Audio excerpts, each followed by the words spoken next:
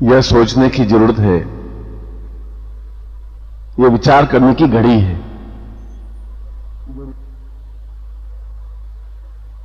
और जैसा कि मैंने बताया कि प्रेम की कोई उम्र नहीं होती, प्रेम का कोई क्षण नहीं होता, प्रेम का कोई समय नहीं होता, प्रेम करने के लिए कोई मुहूर्त की आवश्यकता नहीं होती, किसी पंडित को पूछने की जरूरत नहीं होती। प्रेम तो एक हिलोर है। जो भाग्यवान होते हैं, जो भाग्यशाली होती है, जिसकी ललाट पर, भाग्य पर विधाता ने सोने की कलम से प्यार शब्द अंकित कर रखा होता है, वही तो प्यार कर सकती है, वही तो बंधनों से छुटकारा पा सकती है। परंतु इसके लिए चाहिए साहस, इसके लिए चाहिए क्षमता, इसके लिए चाहिए पूर्ण हिम्मत और सब कुछ ठोकर पर मार देने की क्रिया। समय बीतने के बाद अधिकतर नारी ऐसा नहीं कर पाती, और जो कर लेती है उसका नाम इतिहास में अंकित हो जाता है, उसका नाम काल के भाल पर लिख दिया जाता है, जो मिटाया नहीं जा सकता। मीरा ऐसी ही स्त्री थी। बड़ी हुई तो मां बाप ने उसका विवाह उदय सिंह से कर दिया। उसकी डोली उठी, ससुराल पहुंची,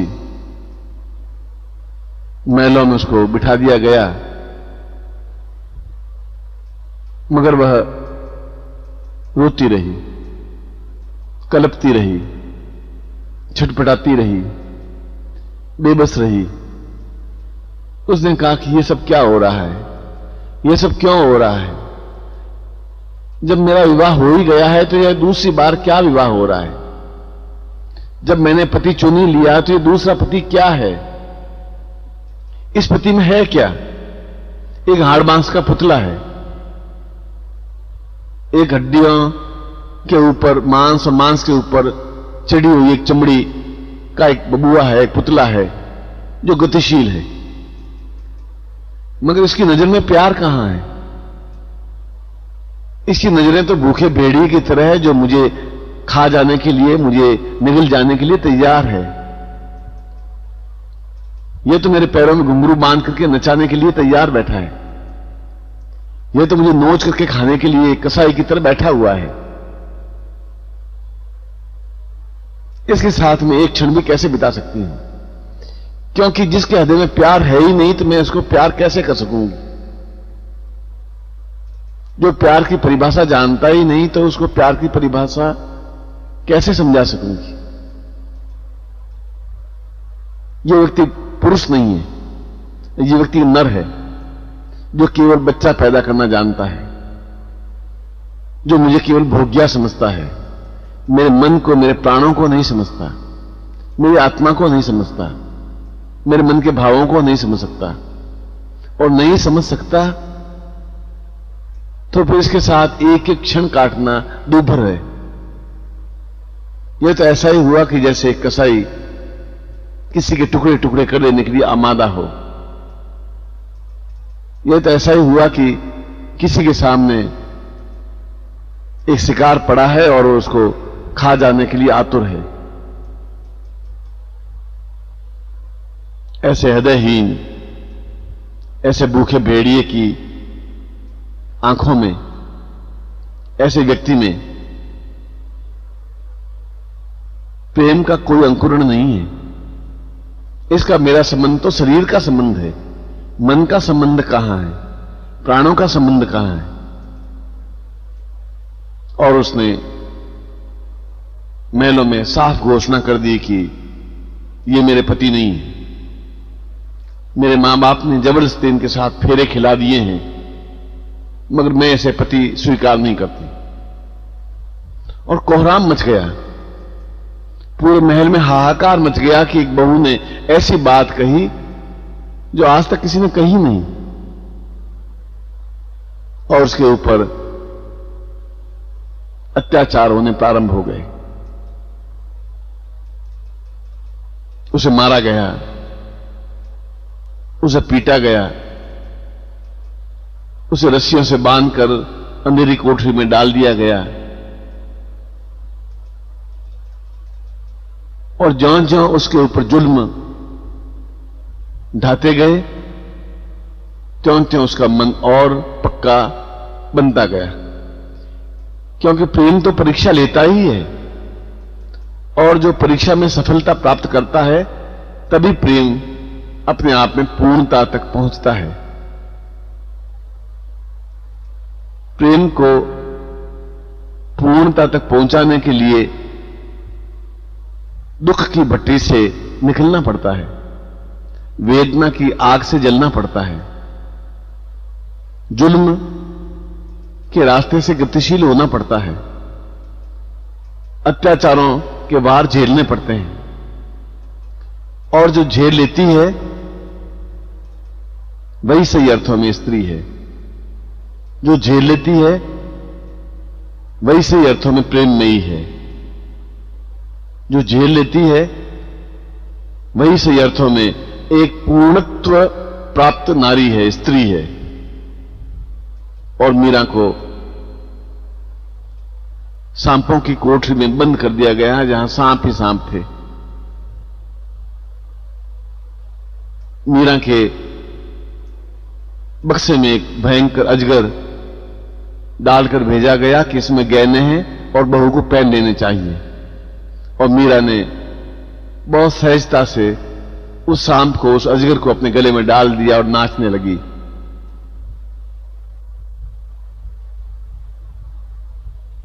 वे मीरा को मुठिया मेट कर देना चाहते हैं, मगर आज तक संसार में प्रेम को मिटा कौन सका है? प्रेम को कोई मिटा ही नहीं सकता। मृत्यु भी उसको समाप्त नहीं कर सकती। काल का प्रहार भी प्रेम को लहूलुहान नहीं कर सकता, समाप्त नहीं कर सकता। और इसीलिए तो कहता हूं कि जितना जुल्म, जितना अत्याचार मीरा ने सहा है, भारतीय इतिहास में किसी स्त्री ने नहीं सहा होगा। कटोरे में भरकर उसे जहर का प्याला दिया गया और उसने बिना हिचकिचाए उस प्याले को अपने होठों से लगा दिया और गट गट एक ही क्षण में पी गई। और उसका कुछ हुआ नहीं, कुछ बिगड़ा नहीं। क्योंकि जब शरीर प्रेम में बन जाता है, जब शरीर के रोम रोम में प्रेम छा जाता है, जब शरीर के प्राणों में प्रेम की स्पंदन प्रारंभ हो जाती है, तो अपने आप में प्रेम परिपक्व बन जाता है। और परिपक्व प्रेम को काल अपने खड्ग से भी काट नहीं सकता, समय के थपेड़े भी उसको वृद्ध नहीं कर सकते, जुल्म और अत्याचार उसको समाप्त नहीं कर सकते। सारा समाज मिलकर के भी उसका मुकाबला नहीं कर सकते, क्योंकि वह अपने आप में दुर्धर्ष नारी बन जाती है, अत्याचारों का सामना करने के लिए तैयार हो जाती है। जो जो अत्याचार होते हैं उसके मन के विचार और मजबूत होते जाते हैं। एक निश्चिंतता आ जाती है, एक भावना आ जाती है, एक चुनौती आ जाती है, एक चैलेंज आ जाता है। ये निश्चय हो जाता है कि मुझे प्रेम करना है और मैं जिसके साथ प्रेम कर रही हूं मैं उसके साथ प्रेम करती रहूंगी। ये चाहे हाड़ मांस का पुतला, चाहे मुझे काटे, मारे, जुल्म करे, तोड़े, बदनाम करे, ये इसका इच्छा है या इसकी इच्छा है या कुछ भी करे, मगर मैं उस राजपथ पर गतिशील हूं जहां कांटे तो हैं मगर कांटों में भी एक आनंद है, जहां दुख तो है पर दुख में भी एक प्यास बुझाने की क्रिया है, जहां जुल्म तो है मगर उस जुल्म के नीचे भी अपने आप में सुगंधित और सुवासित गुलाब के फूल बिछे हुए हैं। जब ऐसा विचार मन में आता है तो फिर परिवार और समाज तो बहुत छोटी सी चीज रह जाती है।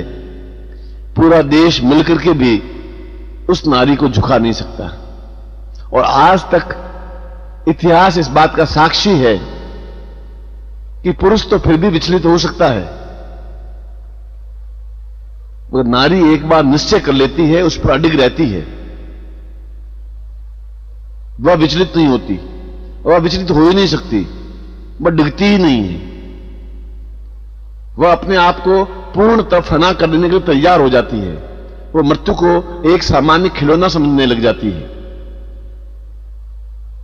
वह अपने आप में एक गर्वोन्नत भार लिए हुए अडिग खड़ी रहती है।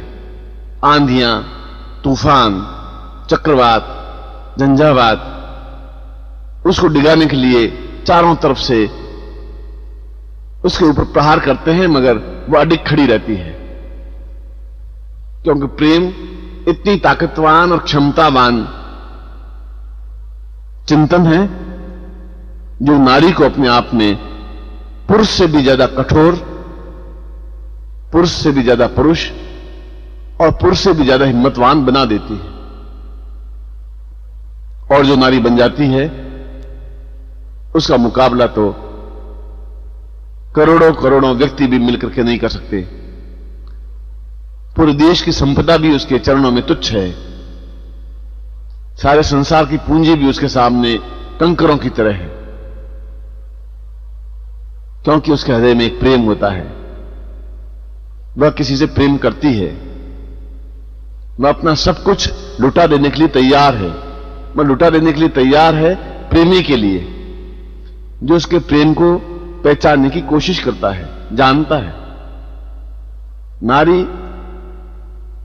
की आंखों में ईश्वर ने एक विशेष शक्ति दी है कि वह पुरुष की आंख को पहचान लेती है। यह आंख वासनामय है, यह आंख छलमय है, यह आंख धोखे से युक्त है, यह आंख मेरा भोग करना चाहता है, यह आंख मुझे समाप्त करने की क्रिया करना चाहता है, यह आंख स्वार्थमय है। यह क्या है, नारी एक क्षण में भांप जाती है और ऐसे पुरुष से वह प्यार नहीं करती। वह उस पुरुष से प्यार करती है जिसका अपना स्वयं का एक व्यक्तित्व होता है, जिसका एक पौरुष होता है, जिसका अपने आप में एक अलग व्यक्तित्व होता है, जिसकी चाल एक अलग ढंग की होती है, जिसके चेहरे के भाव एक अलग ढंग के होते हैं, जिसका पौरुष अपने आप में अभिनंदनीय होता है और उसकी चाल ढाल, उसकी बातचीत करने का तरीका, उसकी आंखें, उसका चेहरा और उसका सारा शरीर और शरीर की सौष्ठवता नारी की आंख से छिप नहीं सकती। वह समझ जाती है कि यह सही अर्थों में पुरुष है, यह अपने आप में पूर्ण है, यह प्यार करने के लायक है, इसे प्रेम करके मैं निश्चिंत हो सकती हूं, निर्भय हो सकती हूं, इसे अपना सब कुछ लुटा करके, अपना सब कुछ समर्पित करके मैं अपने आप को तृप्ति और पूर्णता अनुभव कर सकती हूं। ऐसे ही व्यक्ति पुरुष कहलाते हैं। बाकी तो सैकड़ों, लाखों, हजारों, करोड़ों नर हैं जो अपने ही समान बच्चे पैदा करके अपने आप को गौरवान्वित अनुभव करते हैं। व्यक्तित्ववान, पौरुषवान व्यक्ति बच्चे पैदा करके गौरवान्वित अनुभव नहीं करते। एक कर्तव्य अलग बात है, मगर वह अपनी पर्सनालिटी का, अपने व्यक्तित्व का पूरा ध्यान रखता है। और ऐसे व्यक्तित्व पर नारी रींझ जाती है। ऐसे व्यक्तित्व पर नारी अपने आप में एहसास करने लग जाती है कि यह एक हटकर के व्यक्तित्व है, हटकर के पुरुष है। यह एक ऐसा पुरुष है जिस पर मैं निश्चिंतता के साथ में पूरी जीवन को व्यतीत कर सकती हूं। एक ऐसा व्यक्तित्व है जो अपने आप में संपूर्णता समेटे हुए है, क्योंकि इसकी आंखों में एक उच्चता का भाव है, क्योंकि उसके चेहरे पर एक तेजस्विता है, क्योंकि इसके पास एक ऐसी पूंजी है जो अन्य पुरुषों के पास नहीं है। और ऐसे व्यक्तित्व लाखों में एक या दो होंगे, झुंड के झुंड नहीं हो सकते।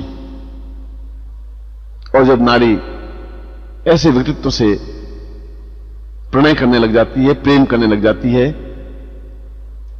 तो वह चाहे विवाहिता हो चाहे अविवाहिता हो, चाहे मनु की मर्यादा क्या कहती है और क्या नहीं कहती है, वह इस बात की चिंता नहीं करती।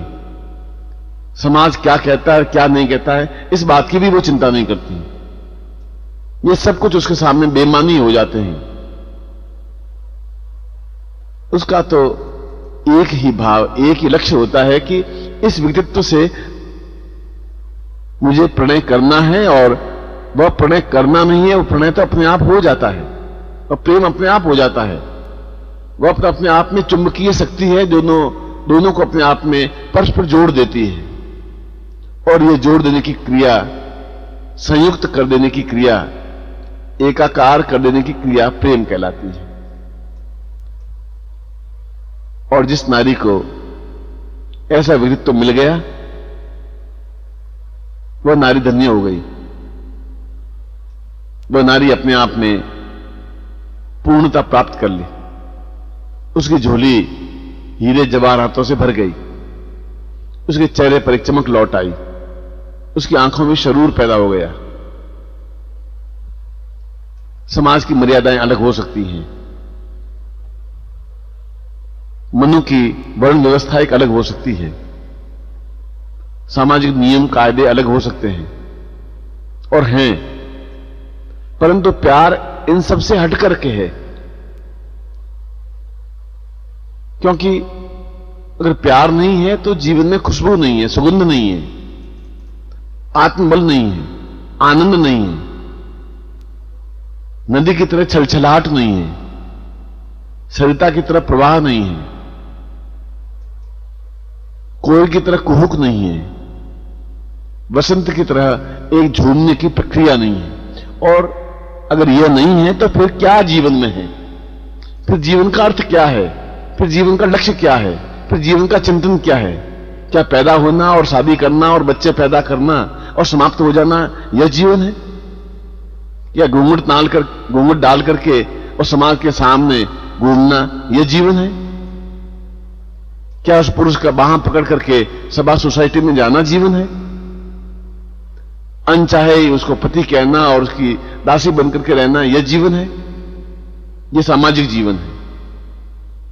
यह उसके अंतःस्थल का जीवन नहीं है, यह उसके अंतःकरण का जीवन नहीं है, यह उसके जीवन की धड़कन नहीं है, यह उसके जीवन की चेतना नहीं है, यह उसके जीवन का स्पंदन नहीं है।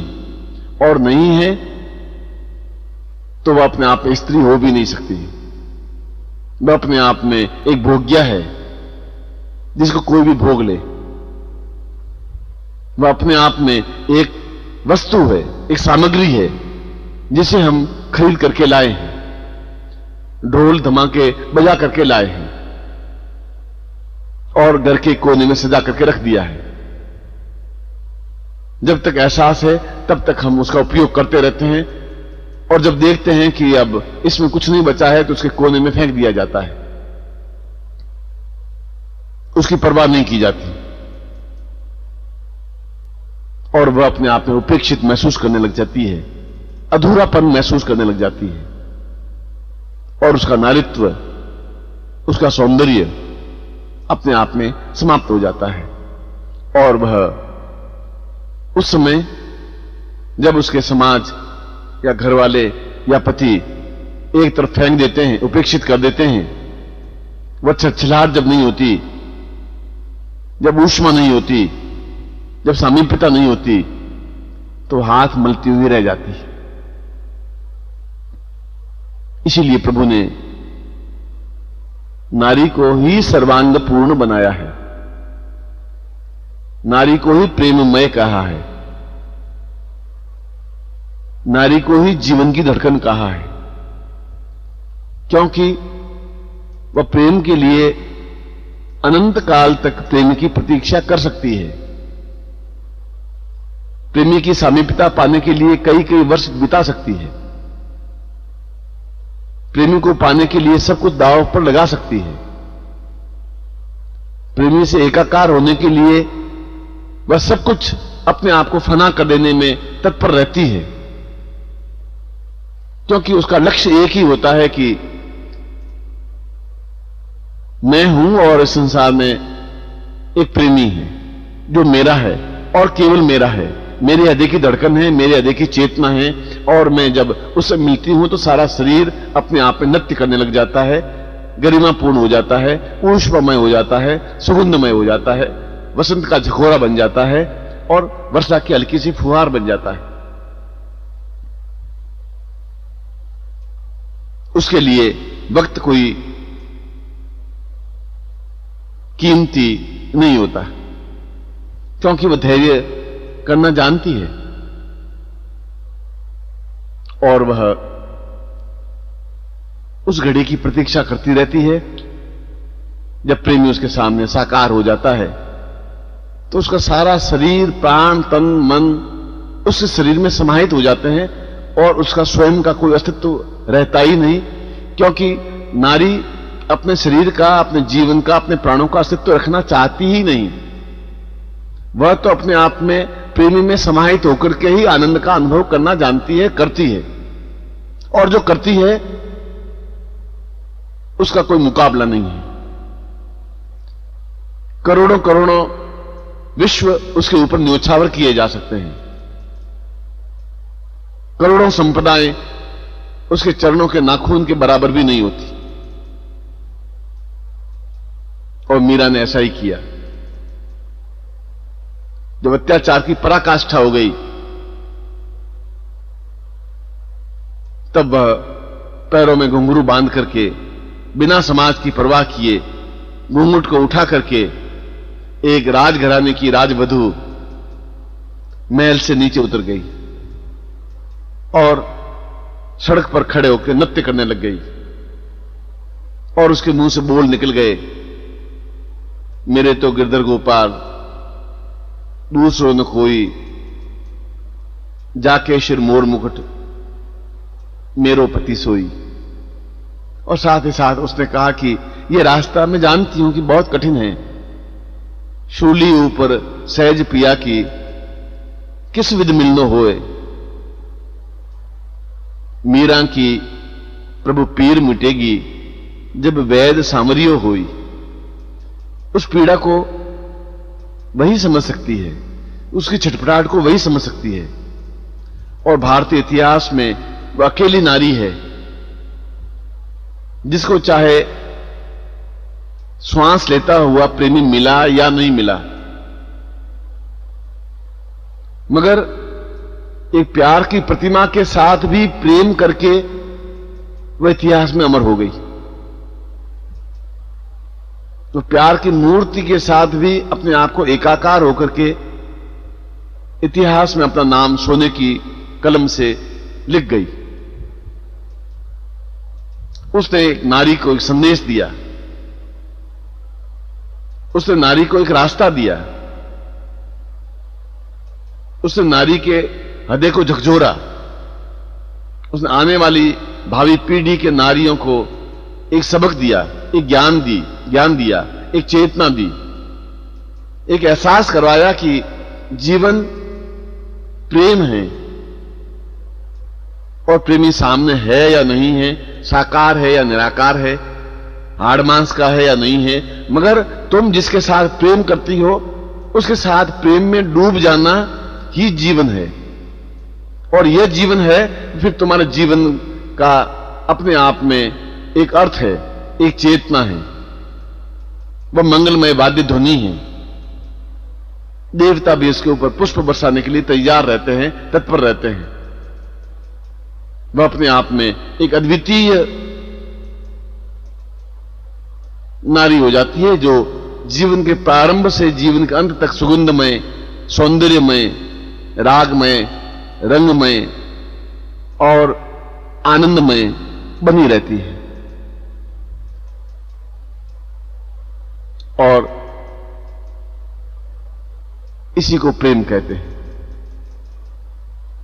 यही प्रेम की पहचान है, यही प्रेम की चेतना है, यही प्रेम की धड़कन है। क्योंकि मीरा ने कहा कि प्रेम की कोई परिभाषा नहीं है, प्रेम तो आंखों का शरूर है, प्रेम की कोई उम्र भी नहीं है। वह तो जीवन के किसी भी समय में प्रेम तो हो सकता है, यदि उसके भाग्य में कोई ऐसा पुरुष लिखा हुआ होता है तो अपने आप में ही वह खिंच जाती है। मगर उस अद्वितीय व्यक्तित्व को अपने अंदर समा लेने की क्रिया नारी को स्वयं को करनी पड़ती है। सब कुछ नारी को ही करना पड़ता है, क्योंकि यह हिम्मत, यह साहस, यह क्षमता नारी में ही प्रभु ने दी है। चैलेंज नारी उठा सकती है, समाज का सामना नारी कर सकती है, वह विद्रोहिणी बन सकती है, वह अपने आप में चुनौती झेल सकती है, वह पूरे संसार को ज्ञान की तरफ उछाल सकती है। और जो ऐसा करती है वह प्रेम कर सकती है, और जो प्रेम कर सकती है उसका मुकाबला तो संसार में करोड़ों करोड़ों नारियां मिलकर के, करोड़ों करोड़ों पुरुष मिलकर के भी नहीं कर सकते। इसलिए मीरा केवल मीरा नहीं है, मीरा केवल भक्ति ही नहीं है, मीरा केवल श्री कृष्ण की प्रेमिका ही नहीं है, वह नारी जाति का एक कीर्ति स्तंभ है, वह नारी जाति का आदर्श है, वह नारी जाति का एक पथ प्रदर्शिका है। उसने अपने कार्यों से, अपने व्यवहार से, अपने जीवन की घटनाओं से साफ और दो टूक शब्दों में, स्पष्ट रूप में वह दृश्य उन नारियों के सामने रख दिया कि जीवन क्या है और जीवन को किस प्रकार से लिया जा सकता है, जीवन को कैसे सुगंधमय बनाया जा सकता है, जीवन को कैसे प्रेम में बनाया जा सकता है। और मीरा ने कहा कि जहां प्रेम नहीं है तो फिर नारी भी नहीं है, फिर वासना की एक पुतली है। उसके लिए समाज अपने आप में कोई अर्थ, कोई चेतना रखता ही नहीं है। इसलिए नारी, इसलिए मीरा अभिनंदनीय है, इसलिए मीरा सर्वोच्च शिखर पर बैठी हुई वह देवी है जिसे सारा संसार नतमस्तक है। और ऐसी मीरा अपने आप में अद्वितीय है, और प्रत्येक नारी मीरा बने, यही प्रेम का अपने आप में अद्वितीय पुरस्कार है, अपने आप में सौगात है, अपने आप में संपूर्णता है।